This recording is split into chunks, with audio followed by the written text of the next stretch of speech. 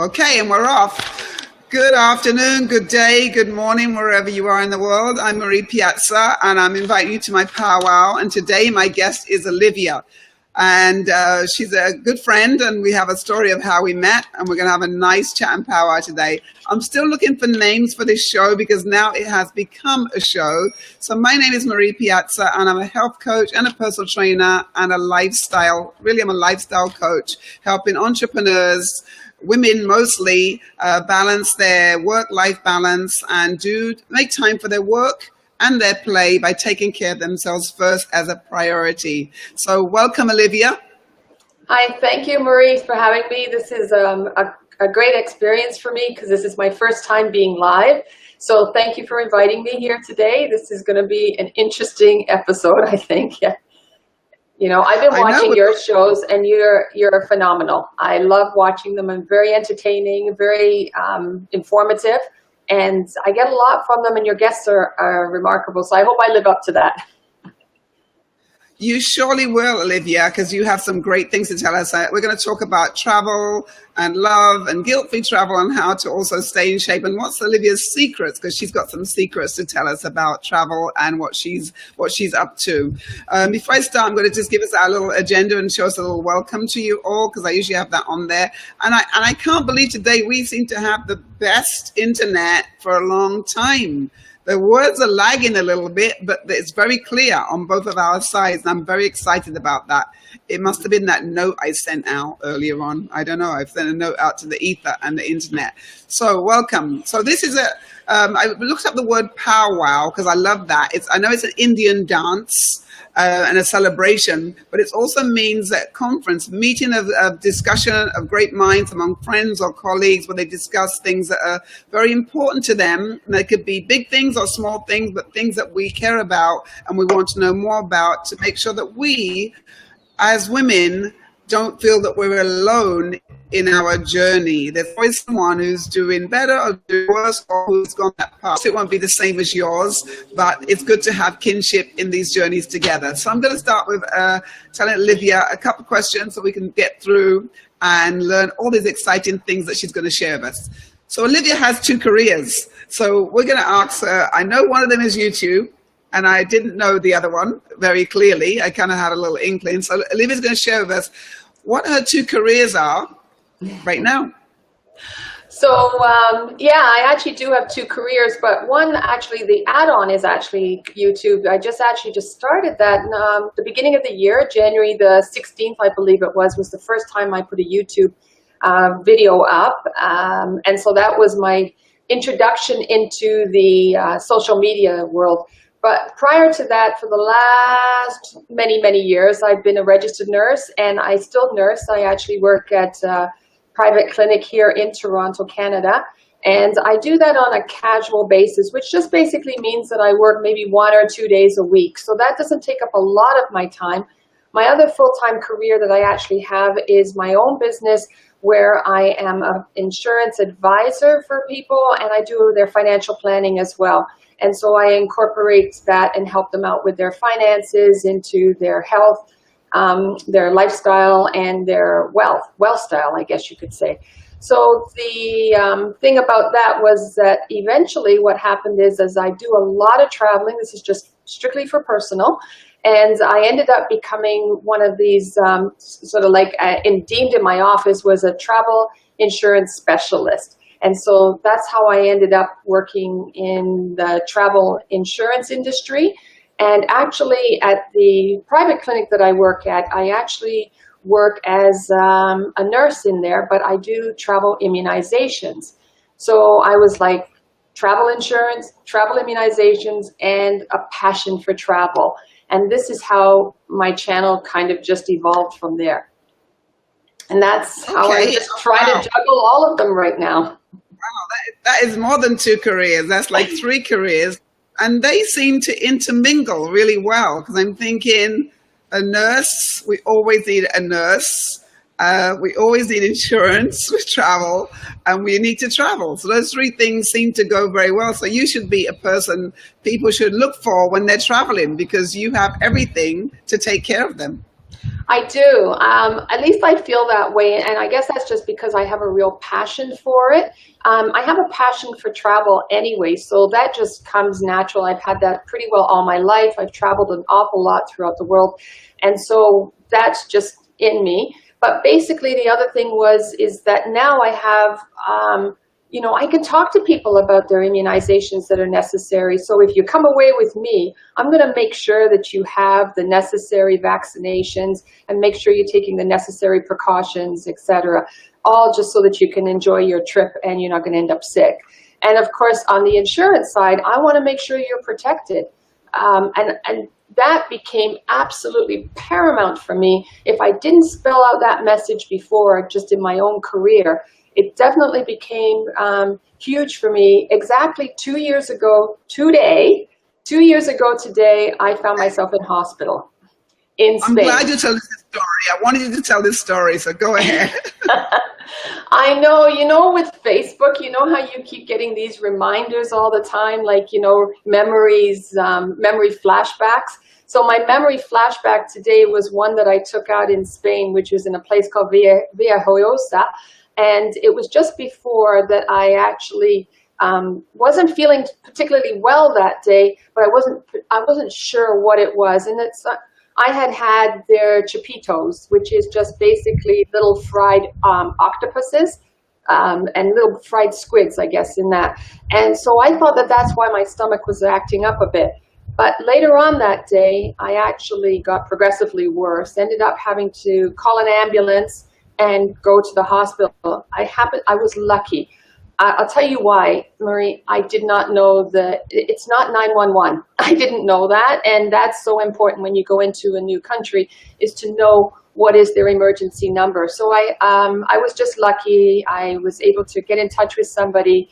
They called the ambulance. They got me to the hospital. I called the insurance company, and they looked after a lot of the stuff for me. But I ended up in hospital for 2 weeks.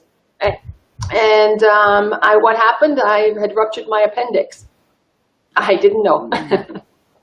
So when you're in a strange place and you are there, I was there by myself. And, when you're there by yourself, you don't speak the language. I happened to go into a private hospital, which was great because they do speak English there. So that was good. But yeah, it was a pretty scary experience. But hey, I'm here 2 years later. With your Health Before Travel, so you encourage people to make sure they get their insurance, give them the tips to make their travel safe, and also make sure they're healthy before they travel. Is that what you do? Because I'm asking you this because I hear your experience, because I think it was about 7 years ago, I was on a trip to Chicago, and like you, I've never been in hospital for anything except for my babies, and I ended up in hospital in Chicago, and I was very, very fortunate because yes, I went on vacation. I went out to a meeting with some friends, and we were chatting. I thought it was the food that I ate that was really bothering me. Same thing. And by the time I got back to by the time I got back to my hotel, I was breaking out into a sweat.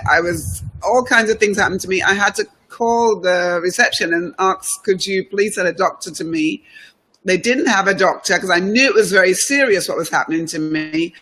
And so I thought I had food poisoning. So they didn't have a doctor. They called an ambulance. And I'm having a stomach ache, But in the end, we got a taxi, and the taxi took me to Northwest. I think it's Northwestern in Chicago. And all the way in the taxi, I had a lovely taxi driver who was trying to give me a tour of the city while we're going there. Oh, and take a look at this. And I'm on the bottom of the cab floor, like crying. It's true. We finally get there. I can totally relate. And I'm thinking, the good thing was I had insurance, because I don't know what would have happened, because they took care of me straight away. I got the scans. I got everything out. And guess what I had? I had a kidney stone. Wow. I had a kidney stone. Me that drinks tons of water and eats right. I had a kidney stone that felt like I was having about triplets and quadruplets.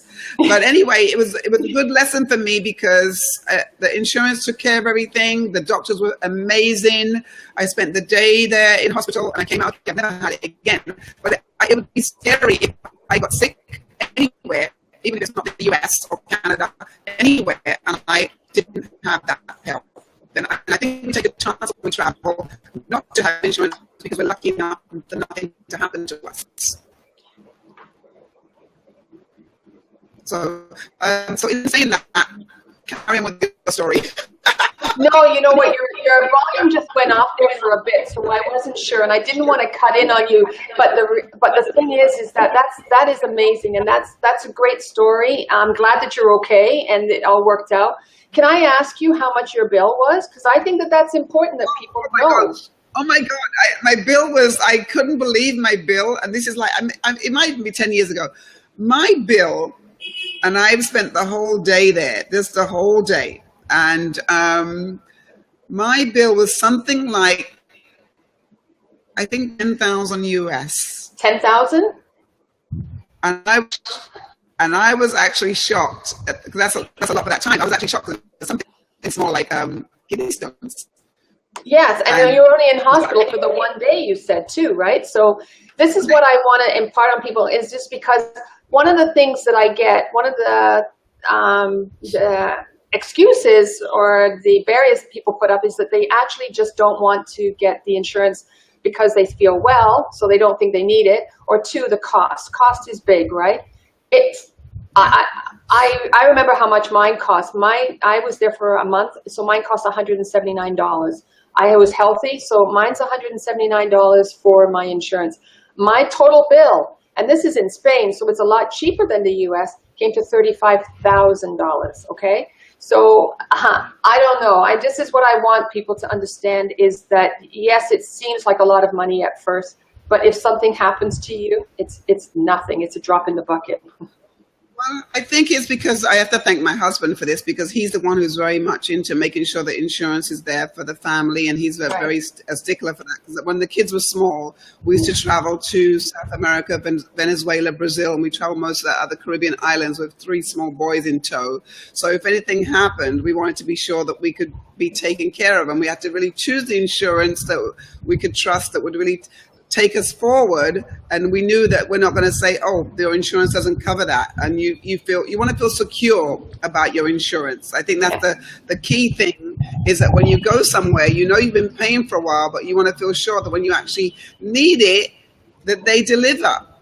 And that's the frightening thing that people get jaded about insurance, is because you have to research the ones and ask the right questions. So I'm asking you, that would be for another time. We'll have to do an insurance-based chat, but we have to ask the right questions. And let me another thing I want to ask you. As a woman traveling alone, I know that you have a lot of tips on your health before travel. What are the biggest things you think as a woman traveling, or a group of women?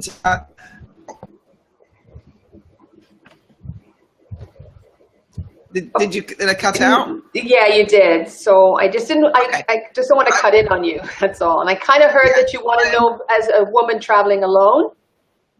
Yes, or a group of women traveling alone. What are the key things, like 2-3 things that they really need to make sure that they're aware of traveling alone?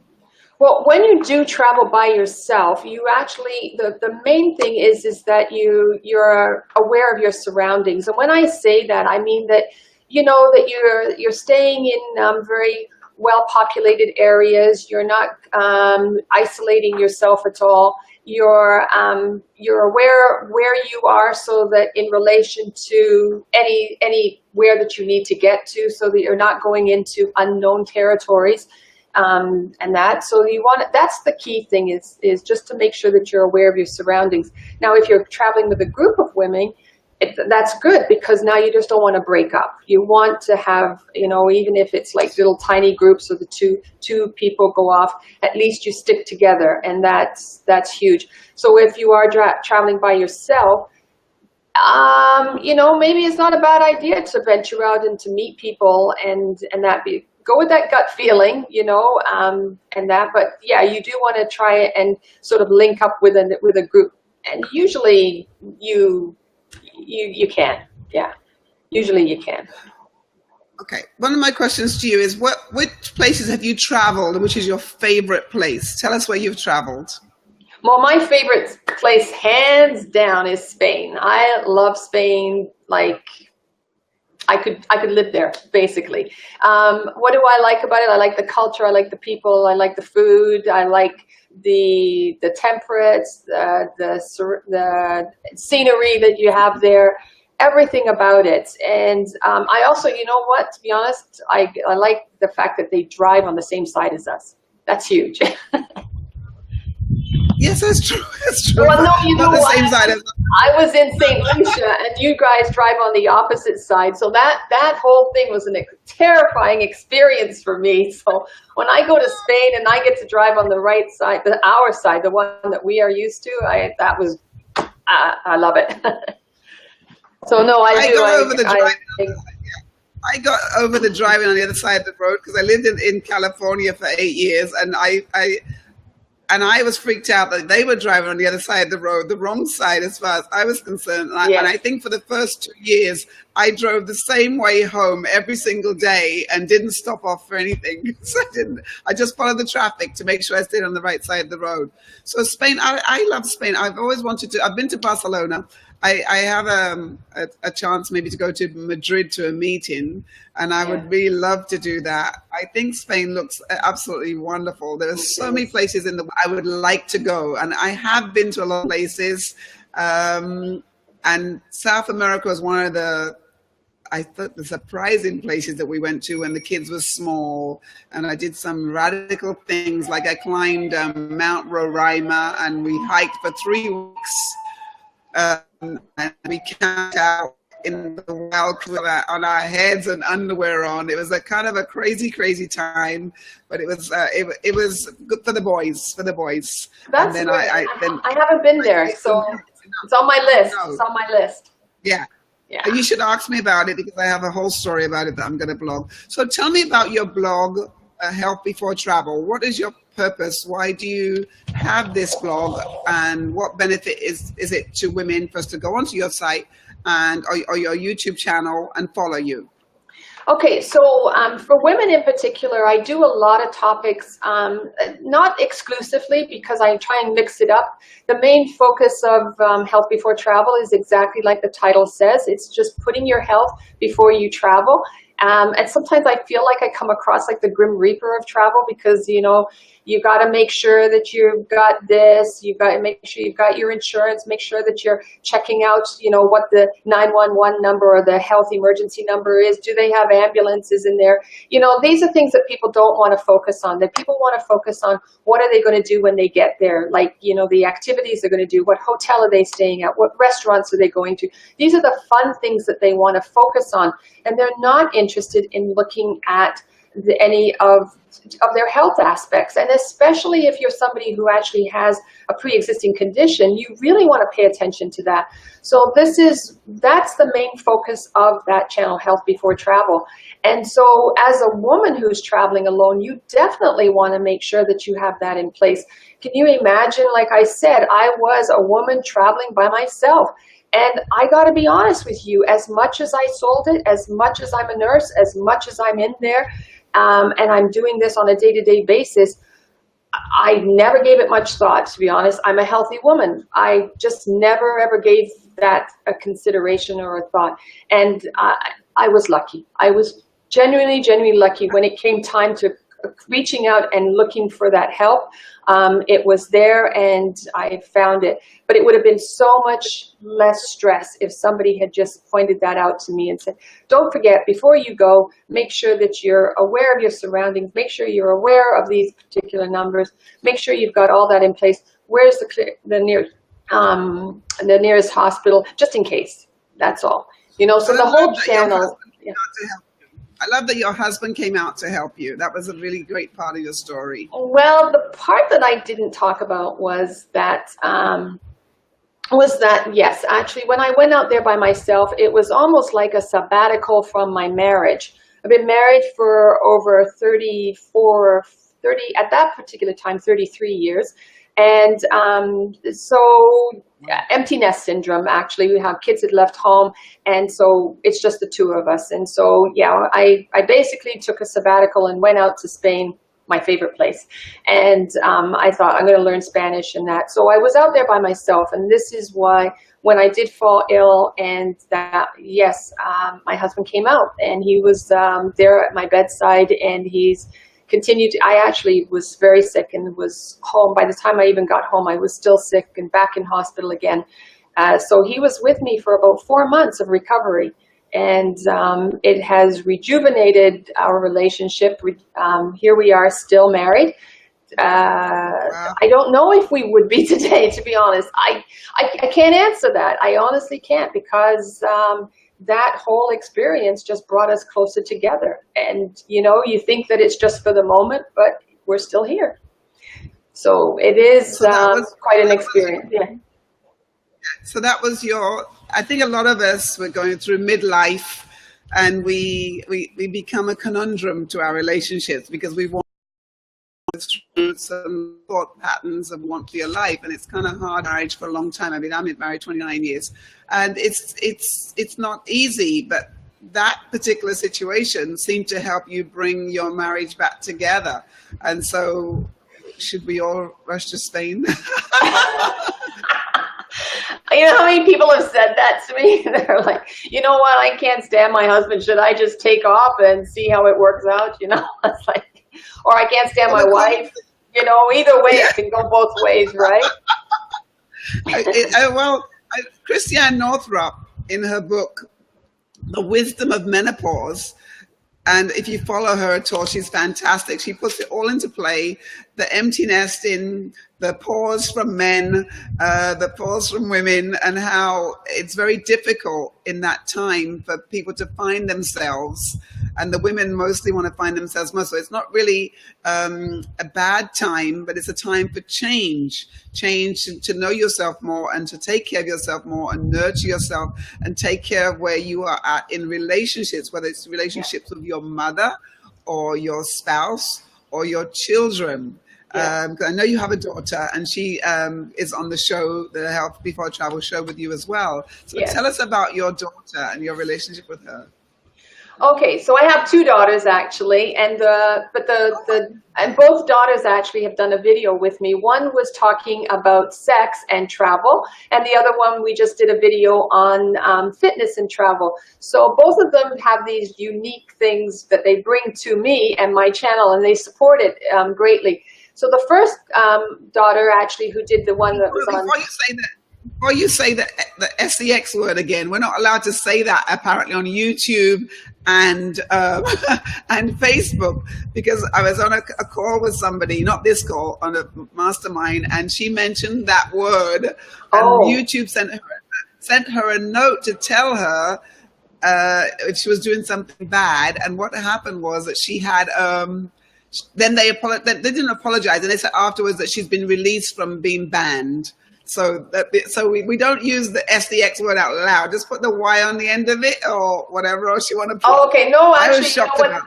That's an easy one to fix, because actually she focuses on relationships. Okay, so that's what she deals with, is a lot of talking to people about relationships, women in particular. She talks about empowering women, and so when she came on the show, she was talking about women when they're traveling by themselves and how they need to look after themselves, and from a relationship point of view. And when you say relationships, it means that even going into new relationships while you're traveling. And that's why I said, you know, you really, as a woman, when you're traveling by yourself, you really have to rely on that gut feeling and go with it all the time.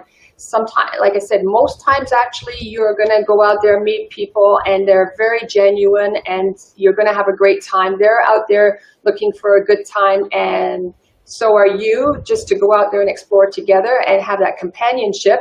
So a lot of times you're going to find that. So, but she was just bringing more attention to the fact that, you know, as a woman traveling by yourself, you definitely want to pay attention to certain things. You know, don't accept drinks from people when you're at a bar. When someone brings a drink to you, you just wouldn't, because you don't, you gotta, you know, you don't know. And you know they can slip things into it. You have to be very vigilant. Yes, extremely. I think it's good from a young person's point of view to give us that information, because I think as we get older, because we're not out in the world, maybe we're not as savvy, and we think everybody's, you know, jaded or kind or whatever. We wouldn't think of such things because they never happened maybe in our era. So everybody has to be vigilant but kind, I would say. Let me ask you another question. Inline media, what is your focus, your next focus in inline media? Why you chose that? You mean in terms of the YouTube channel? Yes. Why did you choose YouTube? Well, I chose YouTube mainly, again, my daughter actually has a YouTube channel, and so she's grown with it, and I've watched her, you know, she's been on YouTube now for probably about 6 years, so I saw her start up from the very beginning, and she evolved this into this huge audience that she has now, and subscribers and that, and she's the one who said, Mom, you know what, you've been blogging, you talk about your experiences and that, why don't you start a YouTube channel? Yeah, I'm just saying hi to some people that I'm not very good at balancing, watching the names pop up. So hi, Mona. Nice to have you here. Carry on. Oh yeah, hi, Mona. Yeah, so no, that was her that she actually said that, and I'm not very good in front of the camera. Marie, you're good in front of the camera. You're very good. I practice. Yeah, I practice in front of the camera. It took a while, and so I just decided to start up this YouTube channel, but it's a way to get your message out there, to get people to really pay attention to looking after themselves before they go on that trip, and having all that information, whether it be that reminder about, you know, when you're traveling by yourself, that reminder when you're going away and you want to work out, you know, how you can incorporate that into your travel. And also just a reminder on some of the things that you need to pack as well. Like, you know. So what about, sorry, my phone's ringing at the same time. What about when you travel? How do you take care of your health and your fitness when you travel? Give us a little tip on that. Yeah, well, the first thing is that before, when you go away, don't take this opportunity to do things that you're not prepared for. And I mean that in a physical way. So some people say, you know what, I'm going away, let me go and hike that hill or do that. You've never done any hiking whatsoever, and then all of a sudden you're going to do it. So that's mistake number one. Maybe you're not physically up to it, and maybe you don't even have the right equipment. So you want to make sure that you have the right equipment for whatever you're going to get into. Scuba diving is another one. You know, like some people think, well, I just get in the pool and take it at the resort that I'm at. They'll take you down in the bottom of the pool with a tank on your back and then take you out into the water. No, you're not equipped. You don't know how to get yourself out of a situation. So not a good practice there. So again, it's just a matter of being prepared before you go.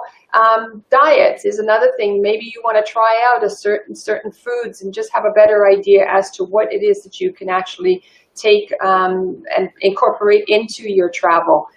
And that you're going to stick to. If you're not somebody who wants to stick to certain things, don't even try, because it's not a best time to do it when you're away.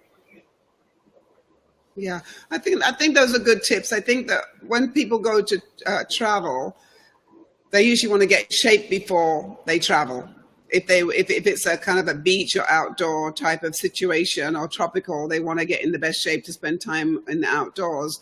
And when you travel, you should be in some sort of healthy state that you can walk around and sightsee without being exhausted. So you should practice some of those small steps before you go, rather than trying to be out of shape and don't enjoy your trip because you found there's more steps, or there's more walking, or there's not a taxi to take you where you need to go. Those are important things. And also cut yourself some slack when you travel, because I find that people want to work out and find a health club and book this and book that. But it's supposed to be a time of relaxation to do something different, like maybe swimming, maybe walking, maybe hiking, something that's going to enhance you as a person rather than trying to get you fit or stay fit. Exactly. So you can do it in moderation. My daughter brought that point up actually when she was helping me out there at the video, and she said that actually she goes to a gym here at home, so why would she ever want to go to a gym while she's out on vacation? On vacation, she's at a beach. she's in a different environment in that, so she wants to take advantage of that. So she gets up and she runs on the beach. Now, mind you, she runs all the time, so this isn't new to her. Yes. Whereas those people who are usually like sitting at a desk all the time, and then they go away and they say, great, I'm going to run on the beach. Again, you know, you didn't train for it, so not probably a good idea, but you can definitely go for a walk on the beach. You want to get out, you want to go for a walk, get to know your area, even just walking around in the stores and stuff like that. That's relaxing too. Good. I do a program for people when they travel. I have a travel. When people travel, I give them, and even if they're not traveling, I say, if you want to start getting fit, you don't start with the big goal if you've never gone to a big goal and completed it. So I would always say start with 10 minutes, or like my Easy Button Fitness, start with 10 minutes a day of doing something, walking, stretching, meditating, but do it daily. Just give 10 minutes of self-care to yourself. And it can be yoga, it can be Pilates, it can be strength training. When I had gained 30 pounds in the year after I had closed my club, I wanted to get right back into working out, but I didn't, because I was starting my online programming. I spent most of my time in front of the computer, learning tech, trying to understand the whole industry.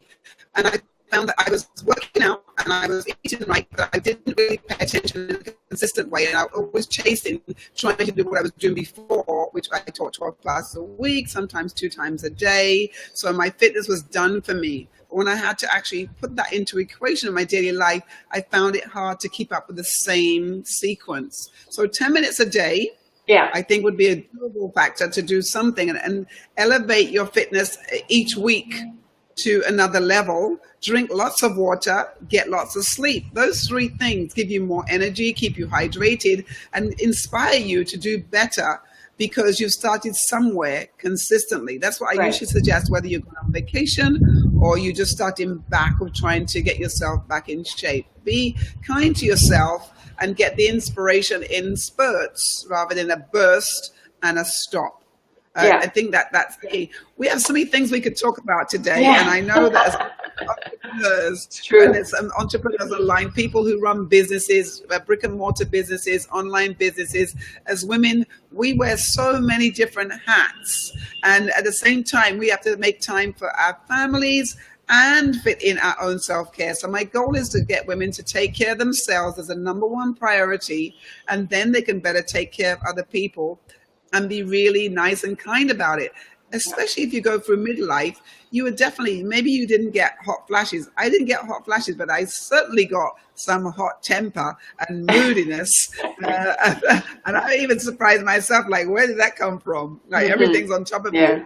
But if you take care of yourself, it's the best way. So we can find you on the YouTube, HEALTHB4TRAVEL. I also posted up the top here your Facebook page as well, HEALTHB4TRAVEL, if you want to know more about you. We will certainly get back to that insurance and travel again, and some other topics that we got into there. But the last thing I'm going to ask you is, what are your rituals in your day that you stand by that work for you for health, fitness, and balance? Your daily rituals. So the daily rituals for me, they vary from day to day just because of my heavy, busy schedule. But my thing is Zumba. I'm not an exercise person, like on the treadmill kind of thing. I love music. I have to have music. And so I've incorporated a lot of the, strength training and that into Zumba. And I do that. I have a gym down in the basement. I actually go to a class as well. 1 day a week, I'll go there. I play golf. And I do that twice a week. I go out and I play golf when it's nice. It snows here too, so I can't do it all the time. But no, and so my ritual is that I eat very healthy, extremely healthy. But my husband is retired now. He has been retired since I got sick, actually. He was on retirement. And he's been cooking, and he cooks extremely good, healthy meals, and that's what we do regularly. So as part of my life, I eat and I work out, and I just enjoy life, enjoy it tremendously. Fantastic. I love that. I love hearing that from you. So you eat right and you work out with things that you love. So I think always, when I'm telling people to exercise daily, find something, your soulmate workout. Find what you love to do. Like, even if I tell you work out 10 minutes a day, it could be just put your headphones on and do Zumba, or just make up your own dance, make up your own workout. Find what you love to do and do that. And then you can tag on things afterwards. So, Olivia, thank you so much for being on this show with us today. Thank I know it's called the show. I have to find a name for it. And I am enjoying meeting so many courageous, ageless, awesome women, and you are definitely on one of my list of those. And people are watching. Nice to see you. Evita's here and Mona's here, and I know a lot of you will be watching the replay. Don't forget those 3 things I tell you to do daily. Take care of yourself, make yourself a #1 priority, do some movement, drink lots of water, and get some sleep. Until next time, thank you for being on the show. And if you have any questions or special topics, do let me know. I will be on tomorrow, and I have a guest, Dora, tomorrow. And we're going to talk about quite a few things tomorrow, and some retreats and workshops that we're planning. So thank you again. Thank you. Thanks for having me. Thank you. Bye-bye. Bye-bye.